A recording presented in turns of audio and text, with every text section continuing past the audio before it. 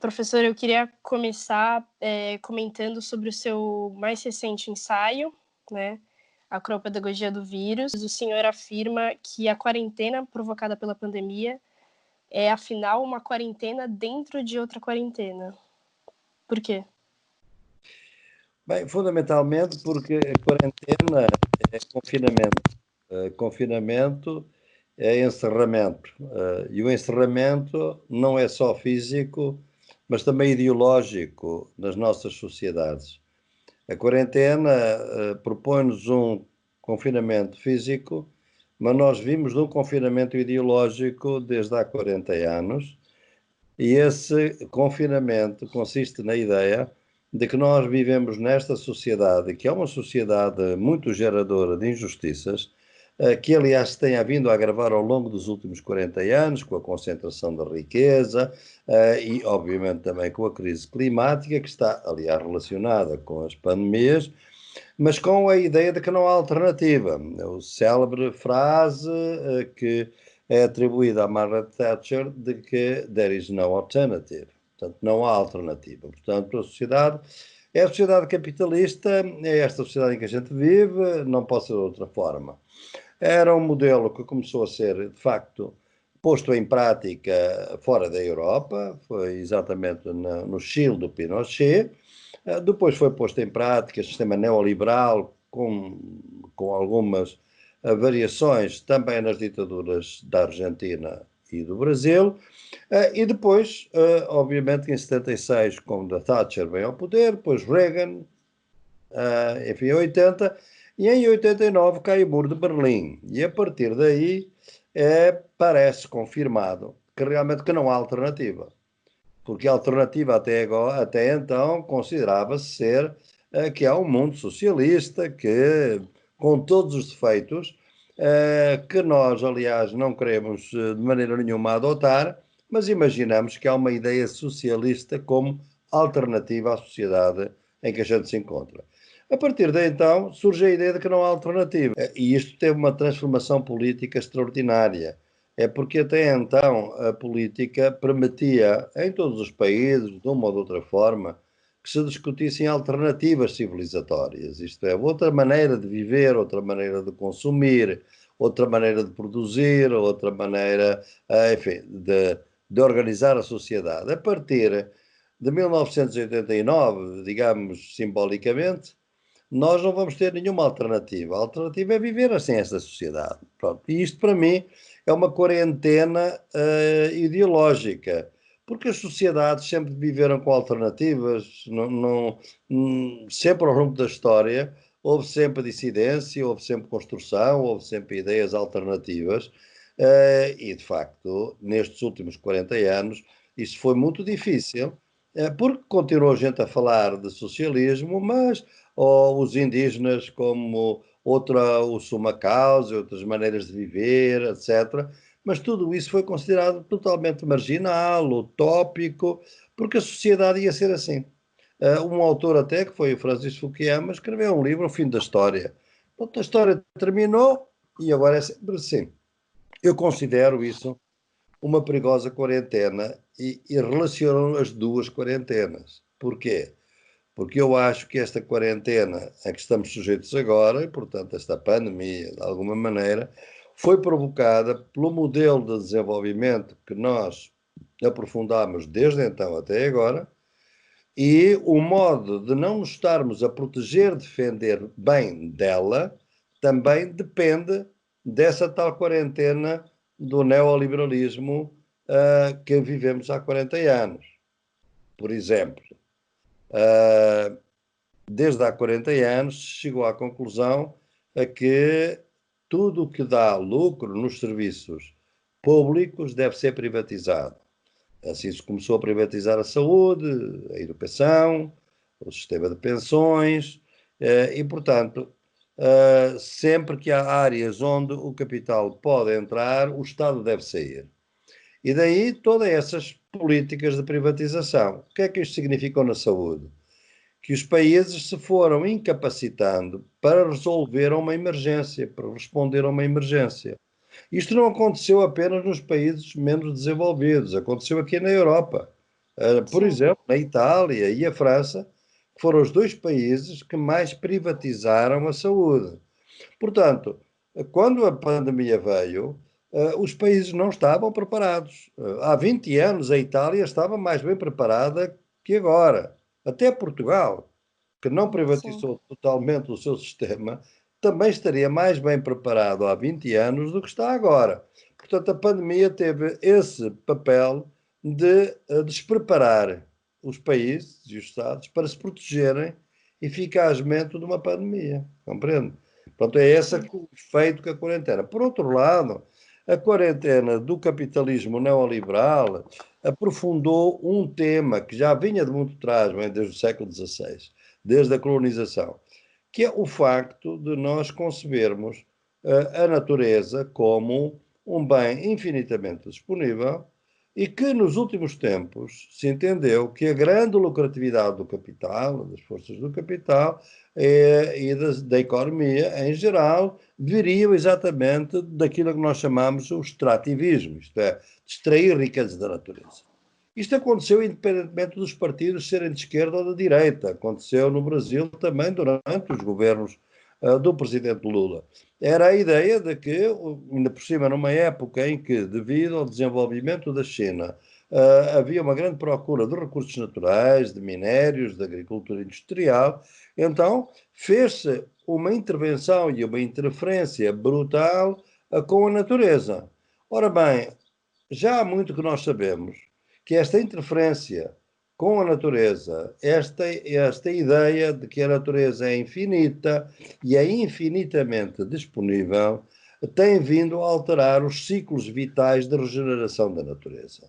Já temos visto muito bem, obviamente, a crise do aquecimento global e das mudanças climáticas, que matam por ano muito mais gente do que a pandemia mata.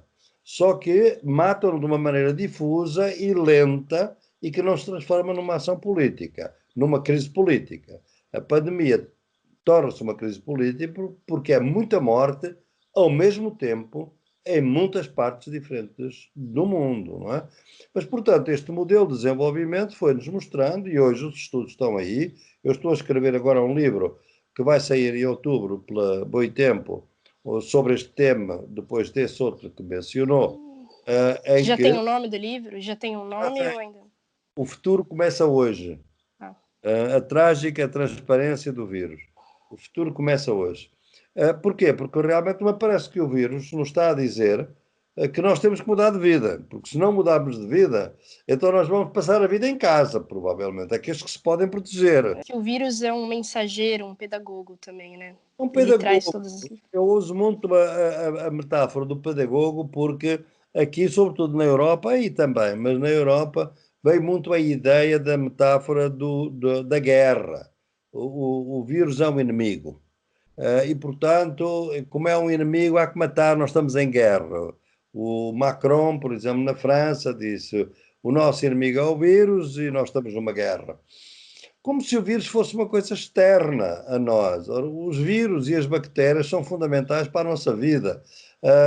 Portanto, o que está mal é o tipo de desenvolvimento económico que nós adotamos, que desestabilizou a natureza desta forma, que está a provocar estas pandemias. Elas sempre existiram, mas não existiram nem com a gravidade do que têm, nem com a frequência que têm hoje.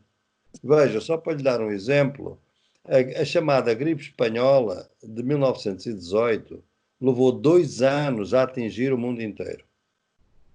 A pandemia aqui do coronavírus, do novo coronavírus, levou 3 meses. Ou seja, é a primeira pandemia da globalização. Portanto, eu aliás, tenho neste livro que estou a trabalhar, digo que nós não vamos ter uma pós-pandemia, vamos ter uma pandemia intermitente. Eu penso que o século XXI se inicia com esta pandemia. Se vir bem, os séculos nunca começam no dia 1 de janeiro do primeiro ano do século. O século XIX começou com a Revolução Industrial de 1830. O século XX começou com a Primeira Guerra Mundial em 1914 e começou com a Revolução Russa em 1917. Isto é, com acontecimentos que marcam algo novo que vai marcar os próximos anos e as décadas, vai marcar o século. Eu penso que a pandemia é quem vai marcar o século, isto é uma pandemia de tipo novo, em que este modelo de desenvolvimento atingiu um colapso e agora vamos ter que viver com as consequências e saber o que podemos fazer para evitar o pior. Portanto, a pedagogia está aí. A pedagogia quer dizer que o vírus nos está a querer dar umas lições, que são várias. A questão em aberto, obviamente, e que eu deixo em aberto, é saber se nós somos capazes de aprender. Podemos não aprender, mas se não aprendermos, enfim, aguentaremos as consequências. Eu queria fazer uma pergunta longa agora. Eu queria que você interpretasse as manifestações antirracistas e agora essa onda antifascista que chegou no Brasil, né? No último domingo tivemos manifestações. Em cima disso, dessa sua interpretação, perguntar se estamos vivendo uma convulsão social que pode culminar, será, em um novo paradigma social? É uma boa pergunta, com toda a franqueza. É uma pergunta que, obviamente, também tenho na cabeça, digamos assim, de resolver. O que acontece, não sei, talvez não saiba, mas eu nos últimos 35 anos, eu vivi metade do ano nos Estados Unidos. Eu divido o meu tempo entre os Estados Unidos e Portugal. E entre agosto e dezembro estou nos Estados Unidos, na Universidade de Madison, onde dou aulas também, tenho dado aulas ao longo destes 35 anos. E assisti à deterioração da sociedade norte-americana ao longo de todo este tempo. E, portanto, a crise racial é apenas a ponta do iceberg. O que nós temos agora com a morte de George Floyd, que aliás tem havido muitos incidentes deste tipo, o que eles acontecem é que eles realmente, ao contrário do que se dizia antes, que no Brasil a questão da raça era uma questão de classe, isto era-se pobre, era-se negro porque era pobre. Ao passo que nos Estados Unidos havia os pobres, havia os negros, havia os brancos pobres, os brancos ricos, e, portanto o racismo estava separado da classe. Não está, de facto. Cada vez mais a esmagadora maioria dos pobres nos Estados Unidos são negros. A maioria dos que morreram do coronavírus são negros. 60% dos mortos do coronavírus agora são negros nos Estados Unidos. Portanto, não surpreende que realmente quando a polícia mata brutalmente, com aquele vídeo de 8 minutos, o George Floyd, que você, nem eu, nem ninguém no mundo pode imaginar um polícia a fazer aquilo a outro branco. A um branco não faria, certamente. Mas a um negro faz, na verdade, um homem desarmado, além do mais, não é? Portanto, quando a gente vê aquilo é o que nós chamamos a centelha, é uma chispa que faz arder a fogueira. Mas a fogueira estava lá. Isto é, o descontentamento, a revolta, com a desproteção da vida.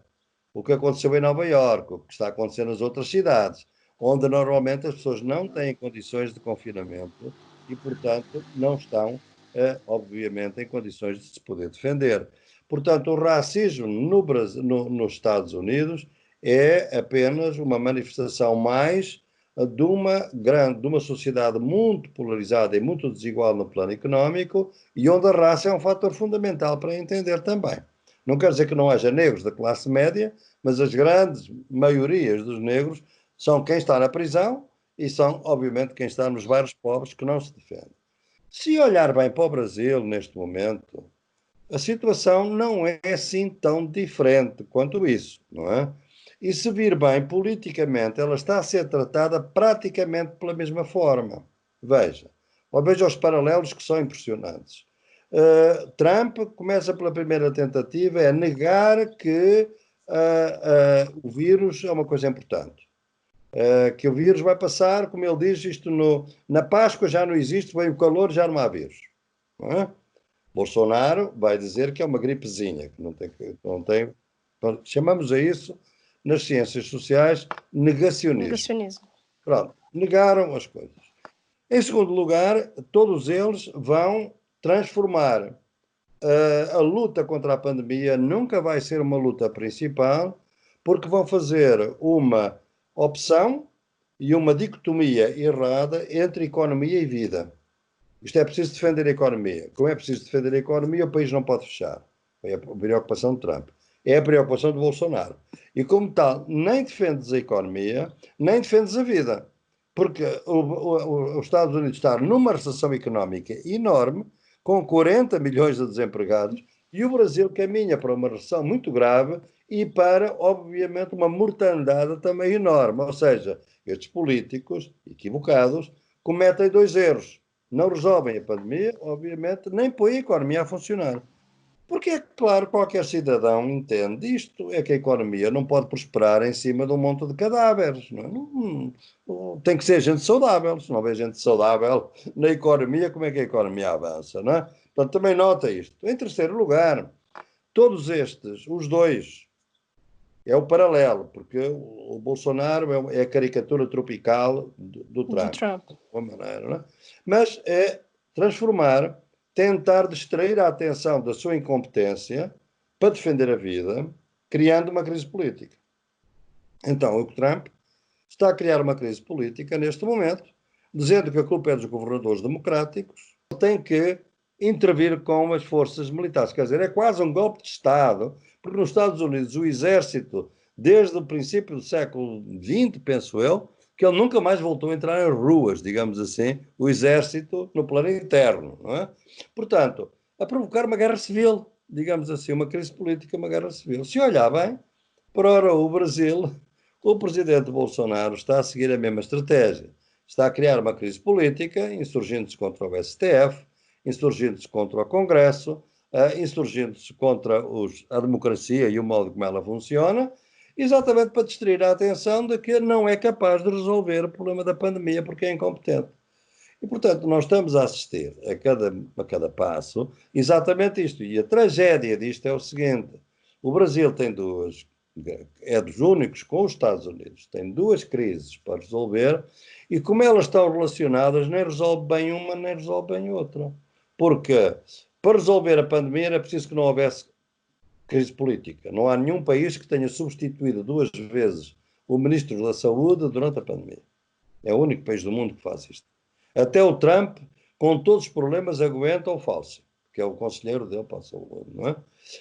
E, por outro lado, também não se pode resolver a crise política, que seria o impeachment, ou renúncia, ou a destituição da chapa, porque o Congresso tem vindo a ver que, no caso da pandemia, é complicado fazer isso, são as afirmações do Rodrigo Maia. Portanto, as duas crises estão a agravar-se, em meu entender, e nenhuma se está a resolver. E, portanto, está-se a deteriorar a democracia no Brasil, ao ponto dela estar em perigo, em meu entender, a democracia brasileira, é a minha leitura, e como sabe, eu também acompanho muito de perto toda a vida política brasileira, e por outro lado, o Brasil é um grande candidato a ser talvez o país que não é só o epicentro da pandemia, mas onde proporcionalmente pode vir a morrer mais gente nos próximos meses. O Manifesto Estamos Juntos, que até o momento tem quase 300 mil assinaturas, só que o que chama a atenção é que são assinaturas de políticos e pessoas ilustres públicas de diferentes ideologias, inclusive antagônicas. Lula se opôs ao manifesto. Como que você vê essa ação do Lula, do ex-presidente Lula? Bem, o Lula já se mostrou e o PT já se mostrou também a favor do impeachment e a favor, enfim, Sim. de toda essa união. É evidente que a forma que nós estamos a assistir no Brasil, e tudo isso é dinâmico neste momento, a forma que nós estamos a assistir no Brasil é a criação de um consenso muito próximo das diretas já. Isto é, quando foi da direta já, obviamente que os partidos estavam totalmente opostos, e os diferentes grupos que assinaram a favor das manifestações da direta já, e a política veio imediatamente mostrar as divisões que havia no Brasil depois da direta já, quando houve eleições. Mas o importante era termos democracia, termos uma direta já. Portanto, aí criou-se um grande consenso. Essas manifestações têm sido um grande consenso. Outras que se vão sei que os bolsonaristas estão-se a preparar para se manifestar, os democratas também se vão manifestar de várias formas. pode crer que a gente do PT, de todos os partidos de esquerda e de direita, inclusivamente, que se sentem identificados com a democracia, vão sair, porque finalmente começaram a ter medo. Eu escrevi aqui esta semana um artigo no Jornal Público de Portugal que os brasileiros até pensaram que era exagerado. O título chamava Requiem pela democracia, isto é, a democracia brasileira está à beira de um colapso, tenham cuidado. O Trump e o Bolsonaro não falam já para o país, falam para a sua base. E só É. falam para eles, não falam mais nada. E veja os paralelos. O Bolsonaro põe-se em frente do Planalto com uma imagem de Jesus Cristo. O Trump vai para em frente de uma igreja com a Bíblia. Já viu? Estão a seguir o mesmo script. E até lhe posso dizer que quem está a escrever o script é o Steve Bannon. É o homem da extrema-direita dos Estados Unidos, que assessora os filhos do Bolsonaro exatamente na estratégia da extrema-direita. Aliás, que as fake news são fundamentais e foram fundamentais, isso está aprovado. Os paralelos são tão fortes que não podemos ser ingênuos, não é? Portanto, eu acho que é exatamente isso que está a falar. Essa base vai estar com eles e, como você disse muito bem, morre com eles, de facto, não é? É o mito, digamos assim, é o mito que me chamam, não é? Mas, como disse, o homem monta-se num cavalo, é como o Napoleão, cai do cavalo. Há de haver um dia que ele cai do cavalo, não é? E, portanto, a maioria dos brasileiros não se identificam com esta política, de maneira nenhuma. Aliás, se vir a aceitação de que as avaliações do governo, da qualidade do governo, bom ou melhor ou ótimo, estão a diminuir todos os dias. Quer dizer, realmente, eu acho que a aceitação do Bolsonaro está por aí abaixo. Agora, ele segura uma base com base nas redes sociais e é por isso que a CPI das fake news seria absolutamente importante, É muito que importante. são as redes sociais que o estão a aguentar. Até porque ele já não fala convosco, quer dizer, ele mandou os jornalistas, nem sequer estão no Planalto já. Se ele estivesse a falar para o país, o Estadão era importante, a Folha era importante, a Globo era importante, mas ele não fala para o país. Ele fala para a sua base. E a sua base não lê a Globo, não lê a Folha, não lê o Estadão. Acha que são inimigos, que são conspiradores. Possível. Por que que teve essa ascensão conservadora da extrema-direita? A surgir em diferentes partes do mundo, também na Índia, com Narendra Modi na Índia, e que tem dinâmicas diferentes, não é? Nos lugares tem uma dinâmica religiosa muito forte, noutros não tem uma dinâmica religiosa. O que ela tem fundamentalmente é uma nova concepção global, digamos assim, de que a rentabilidade das empresas, da economia, não é compatível com a democracia. E, portanto, a democracia é um regime que deve ser cada vez mais posto em causa. Aliás, se vir, muitos livros recentemente têm vindo a ser escritos sobre o fim da democracia. A democracia não tem futuro. Porquê? Porque este regime de acumulação, este regime do capital, como sabe, é um regime totalmente globalizado. Os Estados são nacionais, mas o capital financeiro é global e não respeita aos países. E o capital financeiro quer poder tomar as decisões que entender a nível mundial. Nós temos a ONU, mas também temos um governo financeiro global, que se chama Goldman Sachs. E são eles que governam o mundo do ponto de vista financeiro. Ora bem, a certa altura, essa tendência de que o capitalismo, digamos, e a democracia são incompatíveis, cada vez mais. Porquê? Porque a democracia quer direitos sociais, a democracia quer controle ambiental. E se o capital e as empresas querem continuar a ter lucros, não podem perder tempo com defesas ambientais e não podem gastar dinheiro em direitos sociais e em direitos laborais. É preciso que se limitem os direitos laborais. Ora bem, na Europa, isso era muito difícil de fazer porque os países foram depois, quase todos depois da guerra, construídos na base desses direitos e dessas proteções. Então, na Europa, a extrema-direita aparece como uma luta contra os imigrantes, fundamentalmente. Portanto, é uma luta que quer tornar o país fechado. Alguns até nem se opõem à proteção social, digamos, do Estado, mas só para nós. Os imigrantes é para mandar embora, fazer fronteiras, etc. Um pouco o Trump também faz isso, não é? Mas é fundamentalmente a ideia de que a democracia não é um sistema funcional para o capitalismo hoje.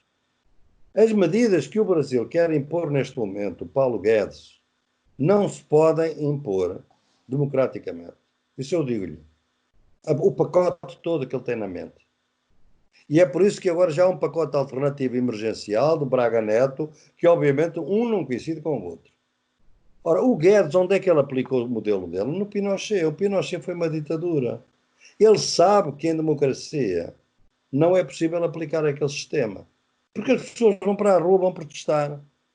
Uma coisa que surgiu aí, uma tentativa, a Carta Verde e Amarela, é o fim dos direitos dos trabalhadores no Brasil. Compreende? Portanto, a extrema-direita é uma ideologia que tem vindo a legitimar a limitação dos direitos dos trabalhadores, das classes médias, e como tem que utilizar vários meios, na Europa utilizou contra os imigrantes e refugiados, nos Estados Unidos contra os imigrantes também, mas agora também contra os negros, obviamente. No Brasil, o que ela utilizou foi exatamente tirar, porque vinha o Brasil e o continente de um êxito tão grande, ou relativo se quiser, mas um êxito da primeira década do milénio, que era preciso destruí-lo, e destruí-lo da memória do país. Eu fico surpreendido cada vez que vou ao Brasil, como é que o PT hoje está demonizado. Há várias pessoas que me dizem assim, não, até era bom uma alternativa ao Bolsonaro, mas desde que isso não significa o PT. Quer dizer, o PT foi demonizado a um ponto que não merece historicamente. Um dia, obviamente, se cometeu erros. Aliás, fui crítico do PT na altura. Pois, como sempre, como intelectual, sou um crítico responsável e, obviamente, solidário, mas crítico, não é? Agora, a extrema-direita, neste momento, é fundamental. Veja o que está acontecendo na Espanha, a mesma coisa. A extrema-direita está a tentar mostrar que morreu demasiada gente devido à esquerda, quando em todos os países, se vir bem, quanto mais à direita é o governo, mais morre gente. Morre gente mais na Índia, está a morrer mais gente no Reino Unido, nos Estados Unidos e no Brasil e no Equador. Ou seja, quanto maior for o governo de extrema-direita, maior é realmente a desproteção da vida. Portanto, estamos num período histórico de crise da democracia, por os poderes financeiros, sobretudo, entenderem, porque sabe, o poder financeiro não precisa de trabalhadores. O poder financeiro ganha dinheiro nas bolsas, não ganha dinheiro nas fábricas. Eu hoje falo com muitos empresários que se sentem muito desprotegidos, porque querem crédito e não têm crédito dos bancos, não é? Portanto, quem manda é o capital financeiro. O capital financeiro não quer saber se há democracia ou não. É curioso agora que numa das manifestações aí, um homem mais rico do Brasil, que é o herdeiro do Itaú, também assinou um dos documentos. Assinou. Disse, o que é interessante, quer dizer, enfim, como cidadão brasileiro, teve a ideia de que teve, digamos, um, uma lembrança de cidadania e de democracia. Agora, a extrema-direita é fundamentalmente incompatibilidade entre a democracia e o capitalismo tal e qual como ele existe. No caso dos Estados Unidos, nitidamente, onde este sistema de empobrecimento, veja, eu, como digo, há 35 anos nos Estados Unidos e custa-me ver que um trabalhador médio, um salário médio de um trabalhador nos Estados Unidos, não aumenta desde 1969. Já há quase 50 anos que é o mesmo salário em termos reais, quando até então vinha a subir, porque era aquela ideia. As empresas são mais lucrativas, parte dos lucros vão também para os trabalhadores. Isso desapareceu. O fator fundamental, a Isabela, é uma coisa muito pouco conhecida no Brasil, mas eu tenho muito gosto de lhe falar nisto, porque sei que estou documentado sobre isto. É desde 1969, quando o Rockefeller, que era nessa altura membro do governo do Nixon, que veio ao Brasil fazer, ou veio à América Latina fazer um relatório de uma viagem à América Latina. Escreveu um relatório muito conhecido, que o pode baixar na internet, Report on Latin America. E nesse relatório ele diz que é necessário encontrar uma resposta religiosa conservadora na América Latina, porque há uma religião, que é a teologia da libertação, que é uma ameaça insurrecional e comunista que pode levar o continente para o comunismo. Isto diz Nelson Rockefeller. Então ele propõe uma resposta conservadora. A resposta conservadora vai ser o evangelismo neopentecostal. Vai haver dinheiro como nunca tinha havido para financiar a formação de pastores evangélicos, sobretudo da corrente neopentecostal. Não são os protestantes antigos, porque esses já existiam há muito tempo.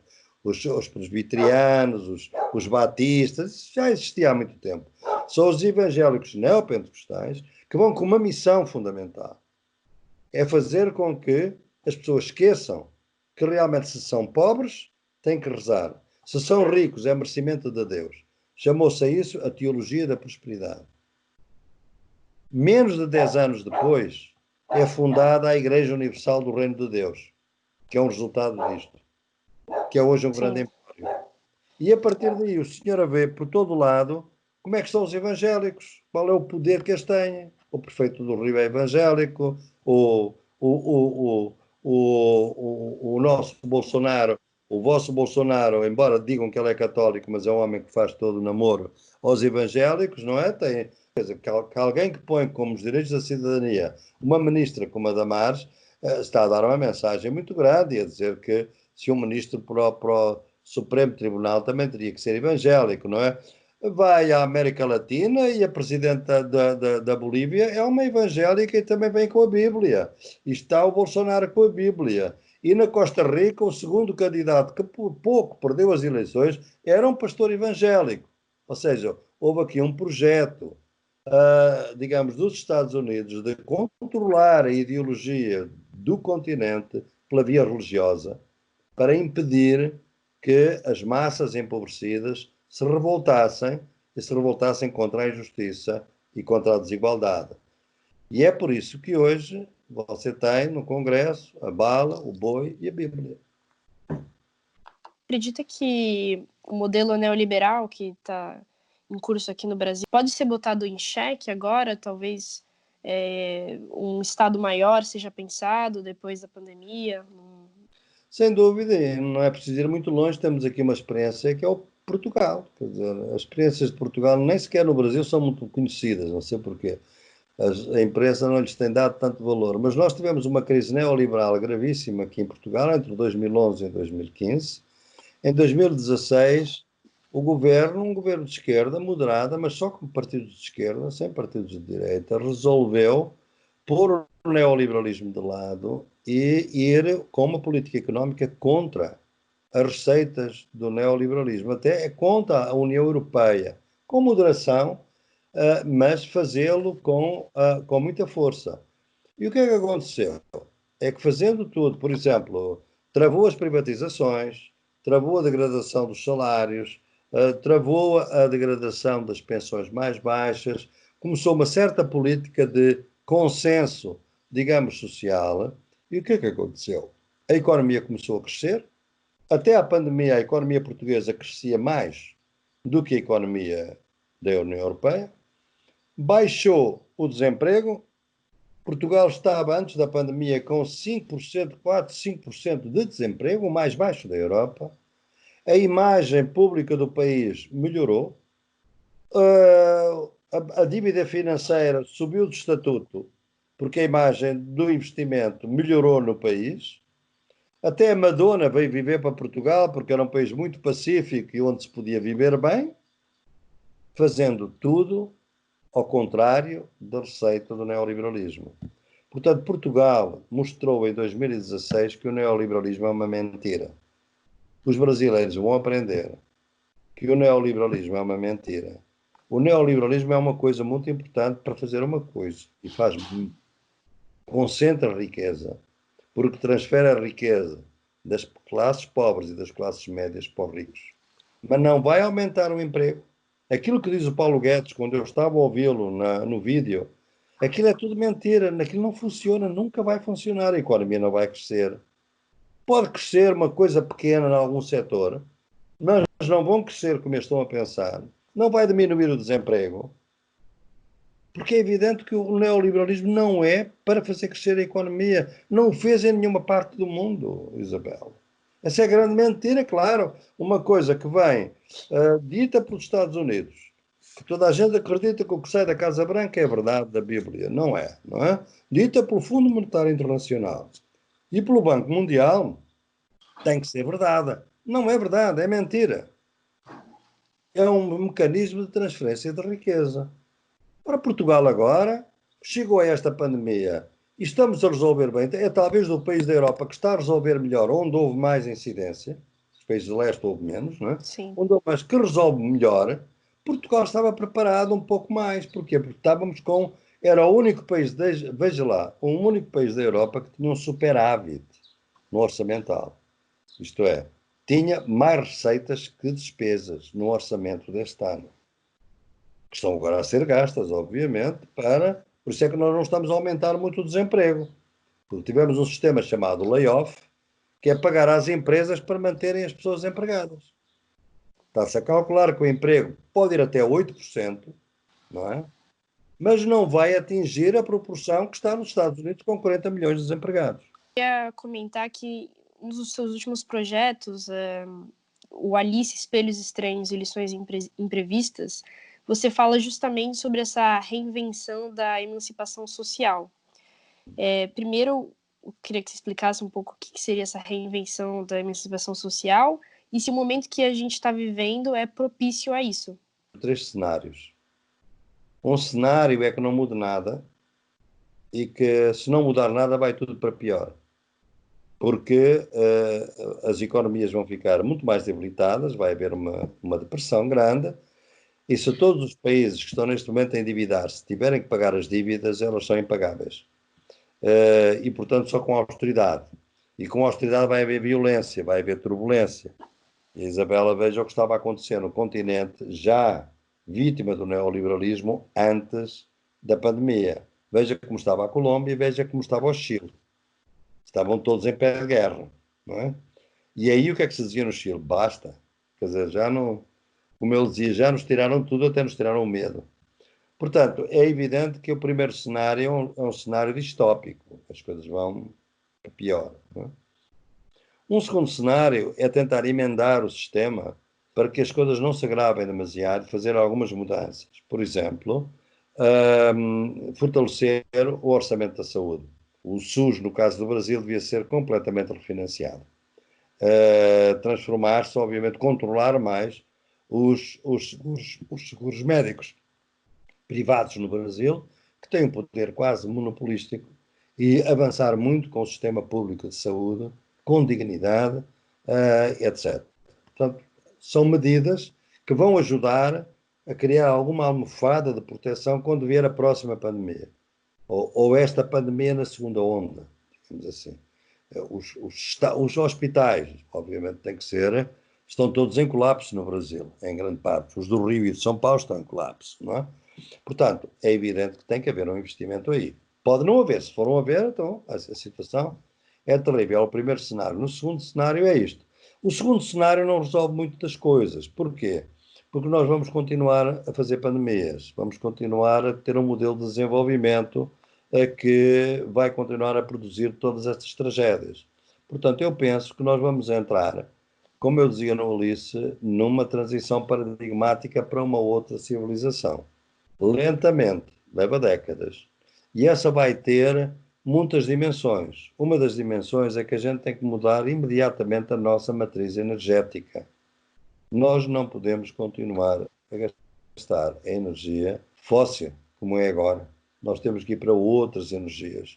E, portanto, os países que são muito dependentes da produção de petróleo, como é o caso do Brasil, têm que diversificar a sua economia, precisamente porque têm que ir para a energia eólica, a energia solar, energias que não causem dano à natureza.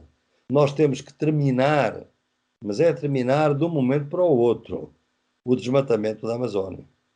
Essa, para mim, é a medida mais urgente. Não é só da Amazónia, é também das florestas da Malásia e da Indonésia. As da Malásia são muito importantes, são quase tão importantes quanto as da Amazónia. Mas é preciso começarmos a fazer proibições deste tipo. A exploração do minério, por exemplo, a céu aberto, tem que ser proibida, porque é uma degradação ambiental terrível. Temos que começar a tomar medidas na área ambiental fundamental para tentar estabelecer um pouquinho mais de equilíbrio nas nossas relações com a natureza. Isto tem que ocorrer. E, portanto, essa é uma das grandes mudanças pelas quais nós vamos entrar. Claro que me está a ouvir, sabe, isso é tudo utópico. Claro, como dizia o Sartre, qualquer ideia antes de se realizar é utópica.